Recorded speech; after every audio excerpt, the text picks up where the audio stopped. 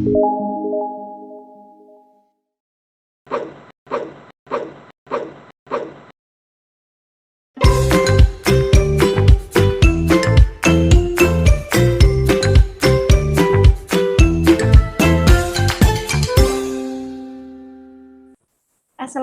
warahmatullahi wabarakatuh. Saya mulai ya untuk pertemuan hari ini.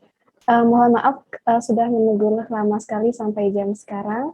Saya infokan terlebih dahulu untuk pertemuan 14 kali ini, kita hanya akan mengadakan sesi pertanyaan, sesi Q&A, dan pertanyaannya akan ditampung, nanti akan dijawab oleh Pak Adit. Pak Adit hari ini tidak bisa mengikuti pertemuan kali ini karena dia sedang kendala pada device-nya, jadi tidak bisa login ke Zoom dan juga data-datanya tidak bisa dibuka. Jadi untuk pertemuan kali ini kita akan mengadakan sesi tanya jawab yang nanti akan dijawab oleh Pak Adit. Dan untuk pertemuan selanjutnya nanti akan diinfokan lagi untuk pertemuan selanjutnya di grup Telegram. Sebelum masuk ke sesi tanya jawab, ini tentang itu ya, penilaian tugas machine learning. Untuk tugasnya machine learning belum dikasih oleh Pak Aditnya. Jadi mungkin masih pertemuan selanjutnya untuk tugasnya. Dan nanti kan di sesi terakhir, yaitu untuk masuk ke Kaggle yang kompetisi internasional, yang menentukan tim bisa masuk ke Kaggle ini adalah tugas project dari machine learning-nya itu yang paling utama. Jadi nanti dari tugasnya itu kan ada animation explaining, machine learning, dan juga pengenalan dasar Python kan. Pengenalan dasar Python-nya itu kurang berpengaruh pada nilai untuk masuk Kaggle-nya. Jadi yang paling berpengaruh adalah selain kehadiran adalah hasil dari nilai machine learning itu. Selanjutnya kita akan masuk ke pertanyaan sesi pertanyaan dan jawaban, sesi Q&A. Nanti kalau bisa saya jawab akan saya jawab langsung, arti yang lain bisa ditampung Pak Adit. Jika ada yang masih bingung pada materi sebelumnya atau tentang teknisnya, boleh ditanyakan melalui chat atau di kolom, atau bisa langsung saja unmute. Ada pertanyaan.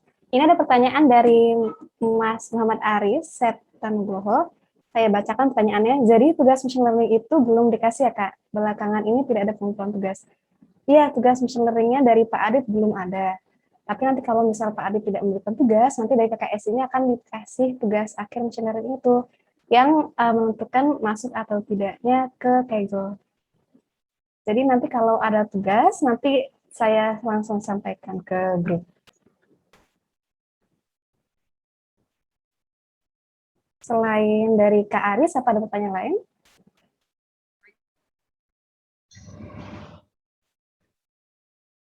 Oke, ada pertanyaan lagi dari Kak Ray.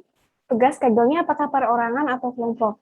Tugas Kaggle-nya itu adalah per kelompok, karena itu tuh Kaggle itu adalah kerja tim ya, jadi dikerjakan secara kelompok, nanti setiap anggota kelompok memiliki tugas masing-masing. Lebih baik kalau semuanya membantu membuat modelnya, jangan yang satu hanya mengumpulkan data atau membuat presentasi gitu. Nanti sebaiknya semua ikutan untuk mengolah datanya.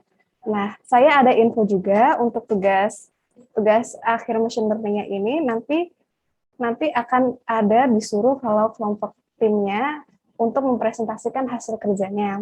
Tapi mempresentasikannya tidak live ya, tidak live dari Zoom seperti ini, tapi direkam pakai PowerPoint, direkam juga pakai itu ya, buka presenternya dari hasil kerja kelompoknya, dan itu nanti akan dikumpulkan yang akan dibuat di kolom Google Classroom.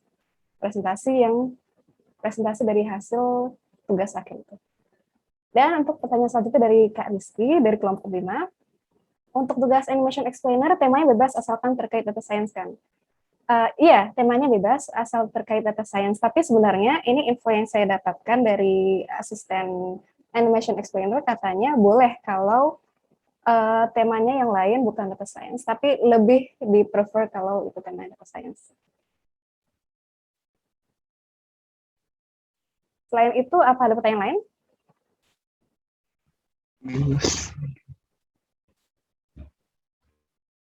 Storyboard-nya juga dikumpulkan untuk Animation Explainer.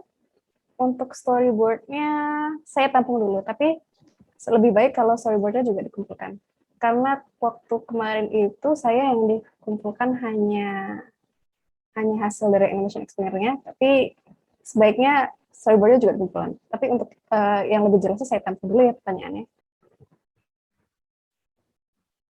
Selain Kak Rizky, apa ada pertanyaan lainnya?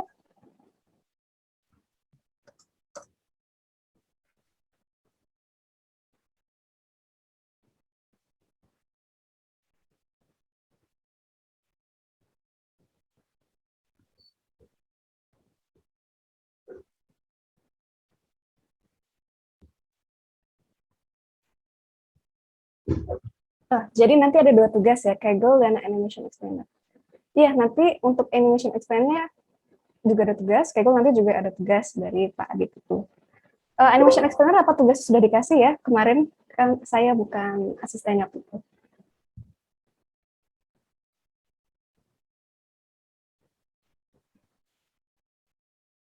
Sepertinya sudah ya ada tugasnya, tapi belum dibuat Google Classroom-nya. Nanti kalau Google Classroom sudah dibuat, saya infokan lagi lewat grup Telegram.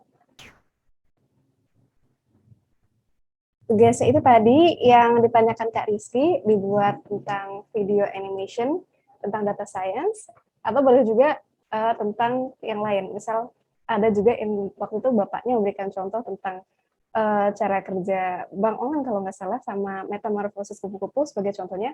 Kalian boleh menggunakan topik yang selain data science, tapi lebih prefer data science tadi itu. Kemudian untuk pertanyaan selanjutnya, waktu pengumpulannya kapan ya kalau boleh tahu? Sebenarnya untuk pengumpulannya ini maksimal waktu tenggatnya 1 bulan ya Kak. Jadi ini tuh dirancang, jadi untuk tugasnya itu diberikan deadline yang cukup lama, yaitu 1 bulan atau 1 minggu yang paling sedikit. Jadi kalau Innovation Explainer itu deadline-nya paling lama 1 bulan. Kalau tugas Python kemarin kan itu apa namanya, waktu tenggatnya hanya 1 minggu saja. Iya, sama-sama Kak Muhammad dari tim SMK BKD Jaya. Selain itu, apa ada pertanyaan lain?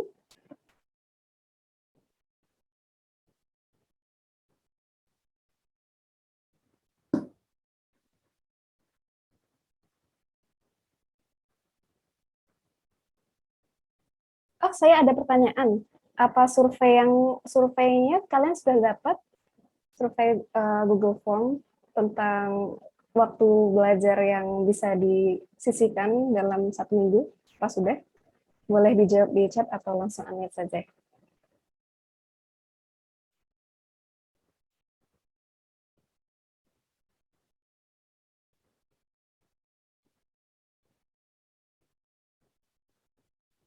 Belum ya?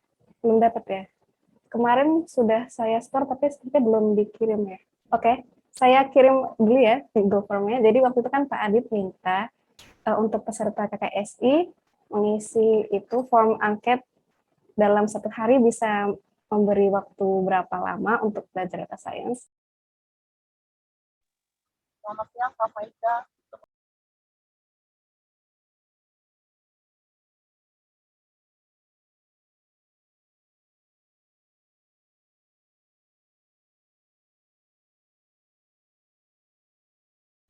Iya, bagaimana Bu? Maaf, ini laptop saya nge-lag, jadi kurang kedengaran. Ya, mohon maaf, izin Bapak dan Ibu guru dan para peserta, siswa peserta semua, untuk tugas atau penugasan memang kami sebagai panitia di SMKN 26 memang sedang membahas itu dan belum selesai, jadi kita belum bisa kasih ke para peserta hari ini, gitu kan. Rencananya hari ini Pak Adit baru akan memberikan materi terakhir, materi sebelum terakhir. Jadi nanti akan ada masih satu pertemuan lagi dengan Pak Adit di minggu depan.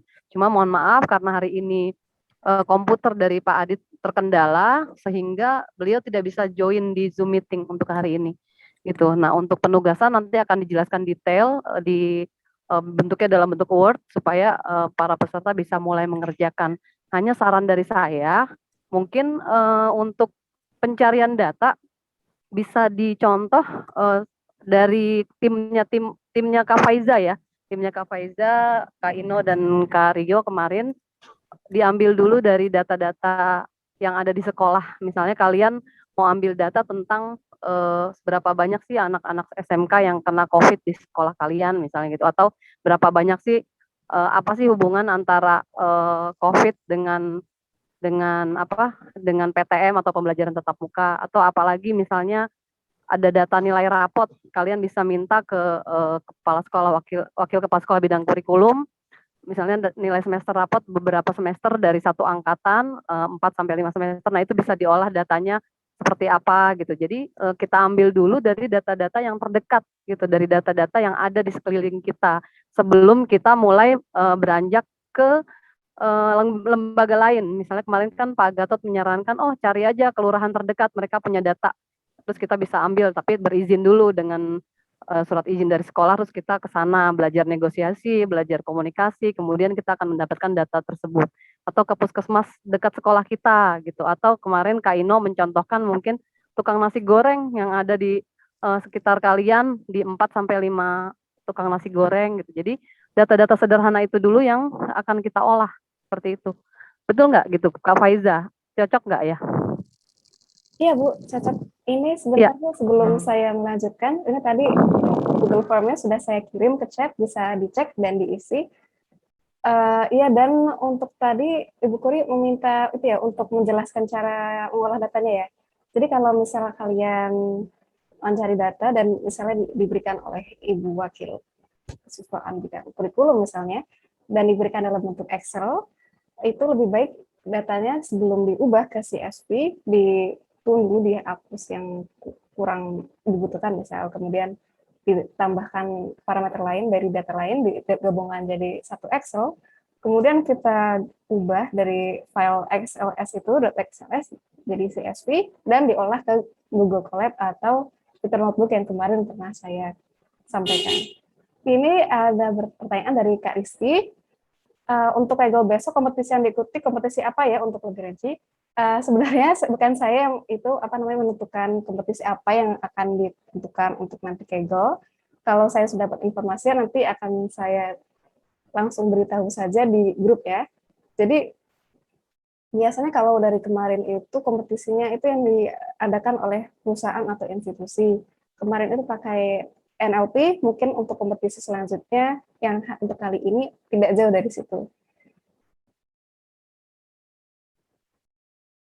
Di sini apa sudah pada punya akun Kaggle? Bisa langsung saja jawab di chat.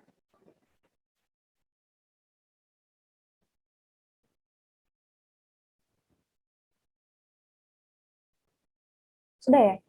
Oke, berarti berarti sudah pada itu ya, sudah pada paham cara menggunakannya ya. Tata sudah pada paham menggunakan Kaggle. Nanti kita untuk kompetisi terakhir kan pakai Kaggle. Biasanya nanti ikut dari competition international online itu, dan leaderboardnya itu sudah ada, jadi bisa langsung dilihat. Nanti kalau yang belum bisa langsung saja daftar pakai Kaggle, bisa pakai akun Google atau registrasi secara manual. Nanti diperlukan nomor telepon buat daftar akun Kaggle-nya. Di sini saya dapat pesan, kalau sampai 2.15 belum ada pertanyaan lagi, nanti akan tutup. Jadi kalau misal ada pertanyaan lagi yang masih bingung dari pertemuan selanjutnya atau dari mana, bisa langsung tanya saja. Oh, ini ada yang bertanya. Oke. Dari Kak Rizky juga, yang namanya metode stacking itu bagaimana dan fungsinya untuk apa ya? Saya sering melihat notebook di Kaggle dengan judul stacking bla bla bla pada data tabular. Ini sebagai untuk menjelaskan pertanyaan Kak Rizky, Pak Adit aja ya, soalnya sepertinya Pak Adit kalau menjelaskan jauh lebih lengkap daripada saya. Jadi ini pertanyaan saya simpan dulu.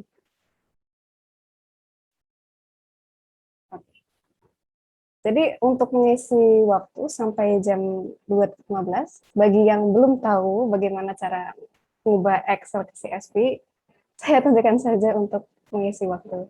Ini saya, iya ditampung. Ini saya share screen dulu. Oke, sepertinya sudah kelihatan.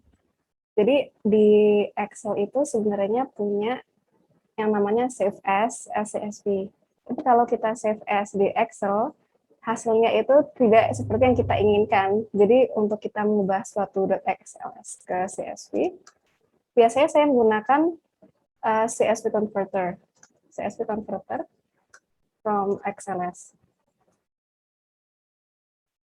Pakainya adalah bisa apa saja sih? yang paling atas sudah dipakai misalnya Convert3 tadi, Zamzar. Biasanya kalau Zamzar itu ada kuotanya. Kuotanya itu kalau tidak salah untuk guest user itu ada 3 kali pemakaian. Jadi kalau ingin mengubah XLS ke CSV pakai guest user sehari maksimal 3 kali.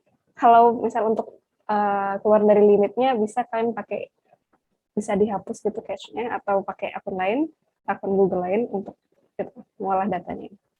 Jadi kita add file yang XLS ini. Saya ingin mencari tahu, memberi contoh cara cleaning data, tapi ini laptop saya sepertinya tidak memungkinkan untuk share screen notebook. Jadi saya tunjukkan untuk mengubah XLS ke CSV saja. Ini misal di sini ada XLS, ini dia. Ini adalah XLS. Nih, kita open, terus di convert seperti ini, convert to CSV, nanti convert now, sama dia otomatis langsung diubah ke CSV.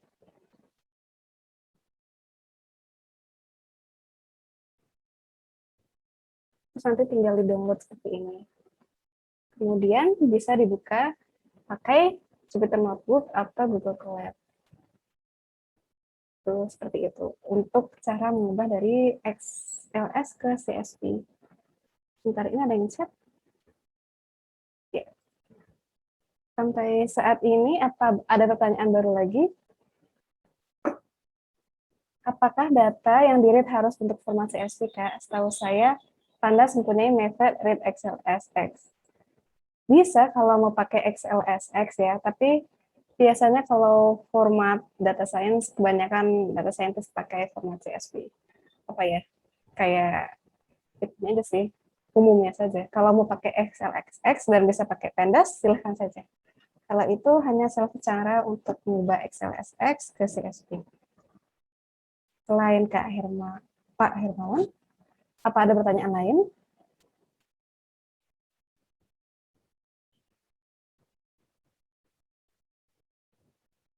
Oh ya, seperti kayak di Kaggle itu kan dataset open data itu juga rata-rata pada pakai CSV. Tapi kalau XLSX bisa kalian juga suka pakai XLSX. Selain aja, silahkan saja.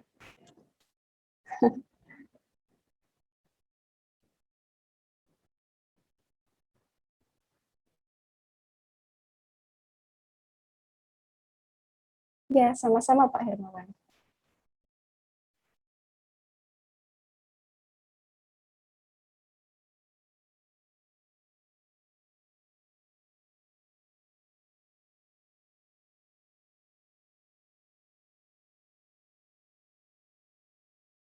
Oke, sepertinya itu saja untuk sesi pertanyaan dan jawaban kita. Sebelum menutup pertemuan hari ini, saya mengucapkan mohon maaf dan terima kasih telah mengikuti pertemuan kali ini. Mohon maaf atas kendala yang hari ini ada karena komputer hardware-nya Pak Adit. Jadi untuk hari ini tidak ada materi, tapi untuk materi machine learning tinggal satu itu kelasnya Pak Adit. Nanti untuk pertemuan selanjutnya akan diinfokan lagi oleh panitia KSI. Terima kasih semua sudah meluangkan waktunya untuk mengikuti pertemuan kali ini, dan terima kasih juga yang sudah bertanya dari Bapak, Ibu, dan teman-teman hari ini. Saya ucapkan terima kasih dan wassalamualaikum warahmatullahi wabarakatuh. Sampai jumpa di pertemuan selanjutnya, yaitu pertemuan 15. Terima kasih. Iya, sama-sama.